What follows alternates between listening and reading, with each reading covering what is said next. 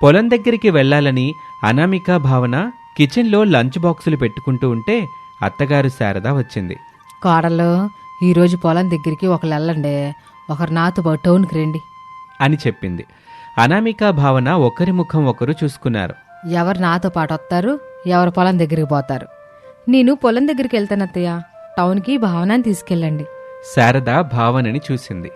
లేదత్తయ్య, నేను టౌన్కి రాను, నేనే పొలం దగ్గరికి వెళ్తాను, అక్కనే టౌన్కి తీసుకెళ్ళండి. శారద ఇప్పుడు అనామిక వైపు చూసింది. అలా కాదత్తయ్య, చెల్లికి పొలం పనుల గురించేమో సరిగా తెలీదు, పైగా ఇంటర్ చదువుకుంది, తెలియగలది కూడా. టౌన్లో మోసం చేసేవాళ్ళుంటారని మీరే నాతోటి ఎన్నోసార్లు చెప్పారు కదా, అందుకని భావనని తీసుకెళ్లడమే మంచిదత్తయ్య అని అనామిక చెప్పగానే భావన కోపంగా అనామికని చూసింది. ఎందుకు భావన పెద్ద కోడలను అంత కోపంగా చూస్తున్నావు? అనామిక చెప్పేది కూడా నిజమే కదా, నువ్వు చదువుకున్న దానివి, పైగా తెలివిగల దానివి, నువ్వే నాతో పాటు టౌన్కి రావాలి. సరేనా? వెళ్ళి మొహం కడుక్కొని తయారవు.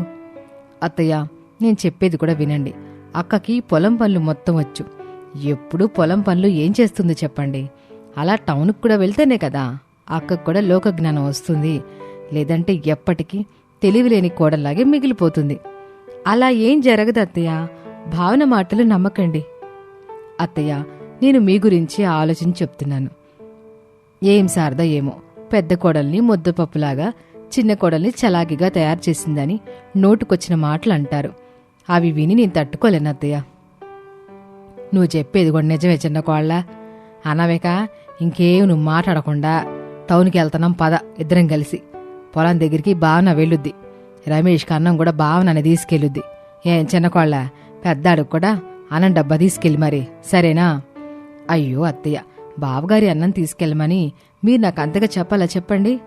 ఆయనతో పాటు బావగారికి కూడా నేనే అన్నం తీసుకెళ్తాను. మీరు అనామిక అక్క కలిసి జాగ్రత్తగా టౌన్కి వెళ్ళరండి, సరేనా అక్క? అని సంతోషంగా అనామికని చూసింది. అనామిక మాత్రం గుర్రుగా భావనని చూసింది. ఎల్లు పెద్దకోళ్ళ, మొహం కడుక్కుంటా ఎరవ్వు. అత్తయ్య, అనామిక ఏదో చెప్పాలని ప్రయత్నం చేస్తూ ఉండగా కిచెన్ గుమ్మం దగ్గరికి ప్రసాద్ వచ్చాడు. శారదా, మనిద్దరు కోడళ్ళు పొలం పనులు చెయ్యాలని అంతలాగా ఆరాటపడుతుంటే నాకు చూస్తుంటేనే చాలా సంతోషంగా ఉంది. పద, నీతో పాటు టౌన్కి నేను వస్తాను గాని, కోడళ్ళ కంటే నేనే చాలా తెలివైనోన్ని, ఎవ్వరూ మనల్ని మోసం చేయకుండా నేను చూసుకుంటానులే అని ప్రసాద్ చెప్పాడు. ఇక అనామిక భావన ఆనందంగా ఒకరి ముఖం ఒకరు చూసుకున్నారు. క్షణం కూడా ఆలస్యం చేయకుండా టిఫిన్ డబ్బాలు పట్టుకుని ఇంటి నుంచి బయలుదేరారు. శారద, ప్రసాదులు ఇంటికి తాళం వేసి టౌన్కి ఆటోలో వెళ్తూ ఉంటారు. అనామిక భావన పొలం గట్టున ఉన్న చెట్టు దగ్గరికి వచ్చారు. రమేష్, వినోద్ పొలం పనులు చేస్తూ ఉంటారు. అలా ఆ రోజు గడిచింది. మరుసటి రోజున, యావయ్యా, నువ్వు నాతో పాటు వస్తావా, లేదంటే ఆ సుబ్బయ్య మా ఇంటికి పోతావా? ప్రసాద్ అయోమయంగా చూస్తూ, నేను రావటం పోవడం పక్కన పెట్టి శారదా, ఇంతకీ నువ్వెక్కడికి పోతున్నావో ముందు అజ్జెప్పు అని అడిగాడు. నేను మన పొలం దగ్గరికి పోతున్నా. కొడుకులు కోడలు వెళ్ళారుగా, ఇంక నువ్వెళ్ళేం చేస్తావు శారదా? ఏదో ఒకటి చేస్తానులే. ఇప్పుడు తమర పొలం దగ్గరికి వస్తారా లేదా, ముందు నాకు అది చెప్పండి. నువ్వు పొలం దగ్గరికి ఎందుకు వెళ్తున్నావో నాకు తెలుసులే శారదా. తెలిసింది కదా, పొలం దగ్గరికి ఇంతకు వస్తారా రారా? నేను రాను శారదా, సుబ్బయ్య ఇంటికి వెళ్తాను. అయినా రోజు పొలం పనికి వెళ్తున్న మన కోడళ్ళ మీద నీకెందుకంత అనుమానం కలుగుతుందో నాకు అర్థం కావటంలా. 4 రోజుల క్రితం వరకు ఇంటి పని, వంట పని చేయమంటేనే మన కోడళ్ళు ఎంతో ఇబ్బంది పడేవాళ్ళు. ఇప్పుడే చేయాలి అత్తయ్య, 1 గంట తర్వాత చేస్తామంటూ పనులన్నీ వాయిదాల మీద వాయిదాలు వేసుకునేవాళ్ళు. అట్లాంటి కోడళ్ళు రోజు పొలం వెళ్ళి పనులు చేస్తున్నారంటే నాకెందుకో నమ్మబుద్ధి కావడం లేదండి. అయితే ఇప్పుడు నువ్వు పొలం వెళ్ళి కోడళ్ళు అక్కడ ఏం పనులు చేస్తున్నారో, ఎలా చేస్తున్నారో, అసలు పనులు చేస్తున్నారో లేదో చూస్తానంటావు, అంతేగా? అంతే కదా మరి, కోడళ్ళు అక్కడికి వెళ్ళి పనులు చేయకుండా పడుకుంటున్నారని నీకు అనుమానం, అంతేగా? శారదకి ఏమీ మాట్లాడలా. సరే శారదా, నీ సరదాని నేనెందుకు కాదంటాను చెప్పు. పొలం దగ్గరికి వెళ్ళి చూడు, నేను మాత్రం రాను, నేను ఇంటి దగ్గరే ఉంటాను. తమరింటి దగ్గరే ఉంటే ఏం జరుగుద్దో నాకు బాగా తెలుసు. ఆ సుబ్బయ్య మా ఇంటికే వెళ్ళండి, మీ స్నేహితులందరూ అక్కడికే వస్తారు, మీరు అక్కడే కలిసి మాట్లాడుకోండి. తమరింటి దగ్గరుంటే వాళ్ళు ఇక్కడికే వస్తారు, టీలు పెట్టేస్తావు, స్నాక్స్ ఇస్తావు, కిచెన్ మొత్తం చెత్త కుప్పలా మారుతావు. సర్లే శారదా, నేను సుబ్బయ్య ఇంటికి వెళ్ళి ముచ్చట్లు పెట్టుకుంటాను గాని ఇక తాళం వేసుకుంటావో తాళ్లతో గట్టేసుకుంటావో నీ ఇష్టం అని ప్రసాద్ వెళ్ళిపోయాడు. శారద ఇంటికి తాళం వేసుకొని పొలం వైపు నడుచుకుంటూ వెళ్తూ ఉంటుంది. ప్రసాదు సుబ్బయ్య ఇంటి వైపు నడుస్తూ రమేష్కి ఫోన్ చేశాడు. పొలం గట్టున ఉన్న చెట్టు కింద అనామిక, భావన పచ్చగడ్డేసుకుని హాయిగా పడుకున్నారు. అనామిక దగ్గర ఉన్న రమేష్ ఫోన్ రింగ్ అవుతూ ఉంటుంది. కానీ అనామిక లిఫ్ట్ చేయటం లేదు. రమేష్, వినోదులేమో పొలంలో పని చేసుకుంటున్నారు. ఈ పెద్దోడు ఫోన్ ఎత్తటం లేదు, చిన్నోడికి చేస్తాను. రోజు పొలం వెళ్తున్న కోడళ్ళు పొలం గట్టునున్న చెట్టు కింద పడుకుంటున్నారని ఇప్పుడు శారదకి తెలిసిందా? ఇంకేమైనా ఉందా? ఇంట్లో భూకంపం వచ్చింది అనుకుంటూ వినోద్కి ఫోన్ చేశాడు. వినోద్ వెంటనే ఫోన్ లిఫ్ట్ చేశాడు. చెప్పండి నాన్న. చిన్నోడా, మీ అమ్మ పొలం దగ్గరికి వస్తుంది. వెంటనే మన సోమరి కోడలని నిద్ర లేపండి బాబు, లేదంటే మీ అమ్మ చేతిలో మనందరికీ మామూలుగా ఉండదు అని చెప్పాడు ప్రసాద్. వినోద్ వెంటనే కంగారు పడ్డాడు. సరేనన్నా, ఇప్పుడే వెళ్ళి వదిన్ని, భావనని నిద్ర లేపుతాను అని ఫోన్ పెట్టేశాడు. ఏమేం తమ్ముడు, ఎందుకు అంతలా కంగారు పడుతున్నావు? అన్నయ్య, అమ్మకి తన ఇద్దరి కోడళ్ళ మీద అనుమానం వచ్చిందంట, అందుకే ఇప్పుడు ఇక్కడికి వస్తుందంట. ఇప్పుడే నాన్న ఫోన్ చేసి చెప్పాడు. మనం వెళ్ళి ఆ చెట్టు కింద పడుకున్న తోటి కోడలిద్దరిని నిద్ర లేపాలి.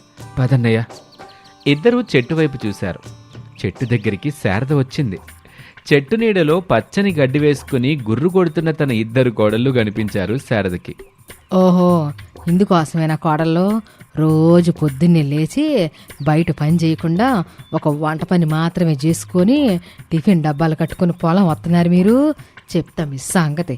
కోడళ్ళు రోజు పొలం వెళ్తున్నారు, కొడుకులకు ఆసరగా ఉంటారనుకున్నాను, కానీ మీరు ఇక్కడికి వచ్చి ఇట్లా గుర్రు పెట్టి నిద్రపోతున్నారని నేను అసలు ఊహించలేదమ్మాయి అని అనుకుంటూ ఉండగా రమేష్, వినోద్ అక్కడికి వచ్చారు.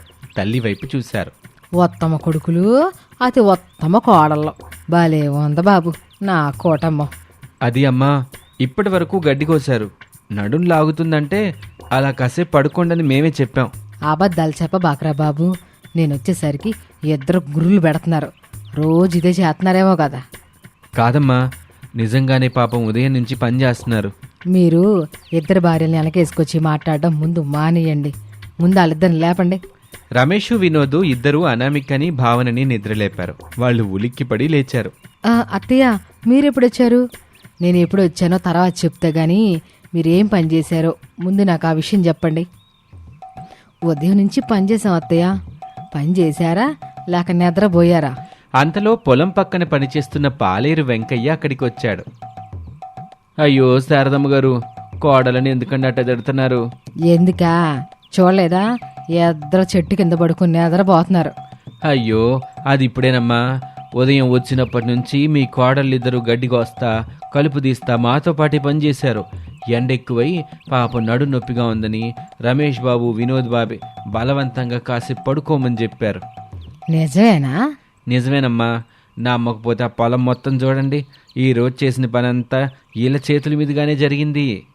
శారద పొలం వైపు చూసింది. ఉదయం కలుపు తీసిన వరసలు, కోసిన గడ్డి కుప్పలు కనిపించాయి. కోడల్లో మీ మీద లేనిపోని అనుమానం పెట్టుకున్నా.